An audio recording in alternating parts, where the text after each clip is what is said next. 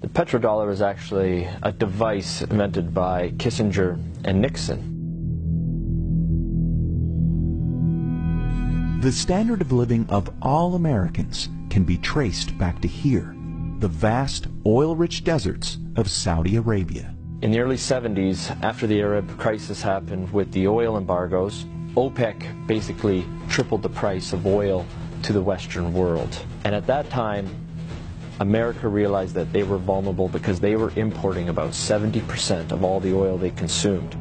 To secure a reliable foreign source of oil, U.S. President Richard Nixon sent his Secretary of State and National Security Advisor Henry Kissinger to Saudi Arabia for a secret meeting.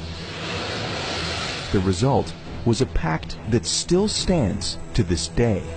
If Saudi Arabia, which at the time was the world's largest producer of oil, would sell the oil in US dollars, America would defend Saudi Arabia and make sure the House Assad would stay in power. As a direct result of this U.S.-Saudi agreement, all other oil-producing nations also adopted the dollar as the de facto medium of exchange.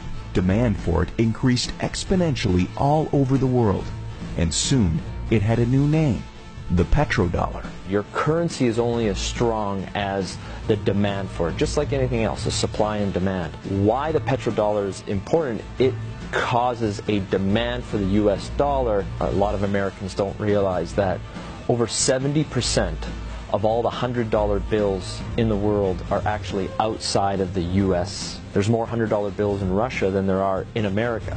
This stockpile of US dollars in countries around the world is because oil is bought and sold using the greenback. If oil starts trading in non-petrodollars, such as gold or a basket of currencies, or if China and Russia start trading in yuan and ruble rather than US dollars, that demand isn't there. And the way of life for the average American will be done. It will be worse than the Great Depression. To date, anyone who's potentially threatened the status of the petrodollar hasn't fared well. Libyan strongman Muammar Gaddafi publicly pushed for a Pan-African gold-backed currency that he would trade for Libya's oil. He was killed during a US-backed revolution in 2011. And just a few short years before, Iraqi dictator Saddam Hussein advocated selling oil for euros. At this hour, American and coalition forces are in the early stages of military operations to disarm Iraq. The U.S. invaded under the guise of looking for WMDs. Iraq did not have any weapons of mass destruction, and interestingly enough, after the Americans invaded, took over, put in their own government, the whole concept of selling oil in euros never surfaced again. Today, many countries resent the current petrodollar system, and their leading spokesperson is none other than Russian President Vladimir Putin. Americans should be very worried about what Putin can do. There is a new Cold War going on. It is the Colder War.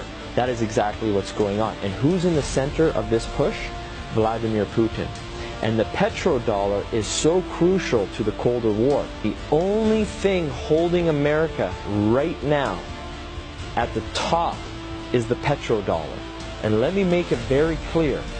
If the petrodollar dies, so does America as a superpower.